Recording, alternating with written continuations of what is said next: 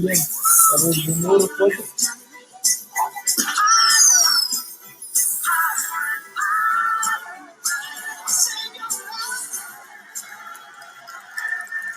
Hi, everybody. It's great to be here at Google I/O 2017. As you can see, we found some new ways to hardware accelerate Android, this time with Jetpacks. But seriously, 2 billion active devices is incredible. And that's just smartphones and tablets. We're also seeing new momentum in areas such as TVs and cars and watches and laptops and beyond. So let me take a moment and give you a quick update on how Android is doing in those areas. Android Wear 2.0 launched earlier this year with a new update for Android and iPhone users. And with new partners like Hoyo Armani, Movado, and New Balance, we now enable 24 of the world's top watch brands. Android Auto, we had a 10x user growth since last year. It's supported by more than 300 car models and the Android Auto mobile app. And just this week, Audi and Volvo announced that their next generation Now systems will be powered by Android for a more seamless connected car experience. Android TV, we've partnered with over 100 cable operators and hardware manufacturers around the world. And now we're seeing 1 million device activations every 2 months. And there are more than 3,000 Android TV apps in the Play Store. This year, we're releasing a brand new launcher interface and bringing the Google Assistant to Android TV. Android Things previewed late last year, and already there are thousands of developers in over 60 countries using it to build connected devices with easy access to the Google Assistant, TensorFlow, and more. The full launch is coming later this year. Chromebooks comprise almost 60% of K-12 laptops sold in the US, and the momentum is growing globally. And now with the added ability to run Android apps, you get to target laptops too. Now, of course, platforms are only as good as the apps they run. The Google Play ecosystem is more vibrant than ever. Android users installed a staggering 82 billion apps and games in the past year. That's 11 apps for every person on the planet. All right, so let's come back to smartphones. And the real reason I'm here is to talk about Android O. 2 months ago, we launched our very first developer preview, so you could kick the tires on some of the new APIs. And of course, it's very much a work in progress, but you can expect the release later this summer. Today, we want to walk you through 2 themes in O that we're excited about. The first is something we call fluid experiences. It's pretty incredible what you can do in a mobile phone today and how much we rely on them as computers in our pockets. But there are still certain things that are tough to do in a small screen. So we're doing a couple of features in O that we think will help with this, which I'll cover in just a moment. The second theme is something we call vitals. And the concept here is to keep vital system behavior in a healthy state so we can maximize the user's battery, performance, and reliability. So let's jump straight in and walk through 4 new fluid experiences with live demos done wirelessly. What could possibly go wrong?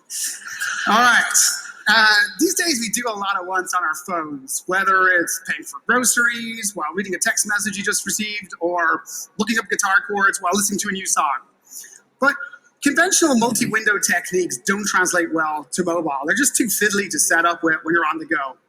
We think picture-in-picture is the answer for many cases. So let's take a look. My kids recently asked me to build a lemonade stand, so I opened up YouTube and I started researching DIY videos, and I found this one. Now, at the same time, I want to be able to jot down the materials I need to build for this lemonade stand. So to multitask, all I do is press the home button, and boom, I get picture-in-picture. You can think of it as a kind of automatic multi-window. I can add away, I can launch keep, I can add some more materials, so I know I need to get some wood glue, like so.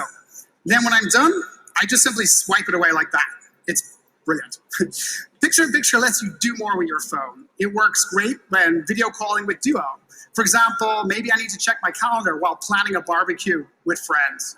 And there are lots of other great use cases. For example, picture-in-picture for maps navigation, or watching Netflix in the background, and a lot more. And we're also excited to see what you come up with for this feature. We're also making notification interactions more fluid for users. From the beginning, Android has really blazed a trail when it comes to its advanced notification system. We're extending the reach of notifications with something we call notification dots. It's a new way for app developers to indicate that there's activity in their app and to drive engagement. So let's take a look.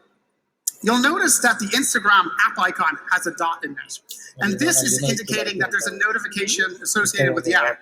So if I pull down the shade, sure enough, you can see there's a notification. In this case, someone's commented on a photo I'm tagged in.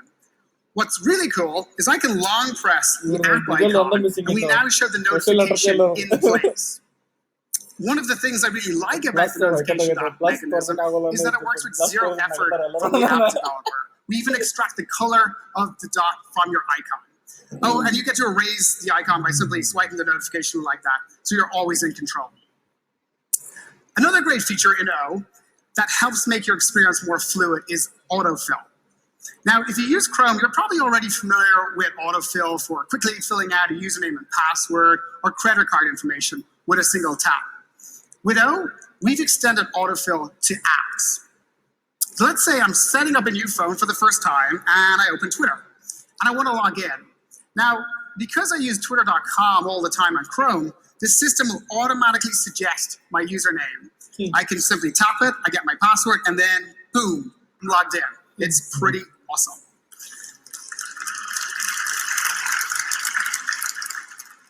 Autofill takes the pain out of setting up a new phone or tablet. Once the user opts in, autofill will work for most applications. We also provide APIs for developers to customize autofill for their experience. I want to show you one more demo of how we're making Android more fluid by improving copy and paste. The feature is called Smart Text Selection. So let's take a look. In Android, you typically long press or double tap a word to select it. For example, I can open Gmail, I can start composing. And if I double tap the word byte, it gets selected like so. Now, we know from user studies that phone numbers are the most copy and pasted items. The second most common are named entities like businesses and people and places. In O, we're applying on-device machine learning, in this case a feed-forward neural network, to recognize these more complicated entities. So watch this. I can double tap anywhere on the phrase Old Coffee House, and all of it is select for me. No more fiddling around with hex selection handles. It even works for addresses. So if I double tap on the address, all of it is selected. And what's more, there's more. What's more is the machine learning model classifies this as an address and automatically suggests maps, so I can get directions to it with a single click. And of course, it works as you expect for phone numbers. You get the phone dialer suggested. And for email addresses, you get Gmail suggested. All of this neural networking processing happens on device in real time and without any data leaving the device. It's pretty awesome. Now, on-device machine learning helps make your phone smarter. And we want to help you build experiences like what you just saw. So we're doing two things to help.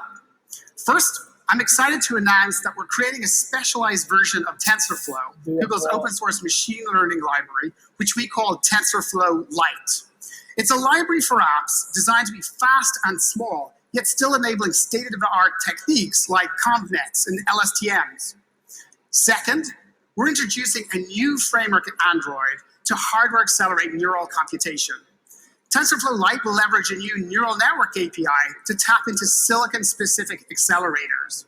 And over time, we expect to see DSPs specifically designed for neural network inference and training. We think these new capabilities will help power a next generation of on-device speech processing, visual search, augmented reality, and more. TensorFlow Lite will soon be part of the open source TensorFlow project, and the neural network API will be made available later in an update to O this year. Okay, so that's a quick tour of some of the fluid experiences in O. Let's switch gears and talk about Vitals. So to tell you more, I want to hand over to Steph, who's been instrumental in driving this project. Thank you.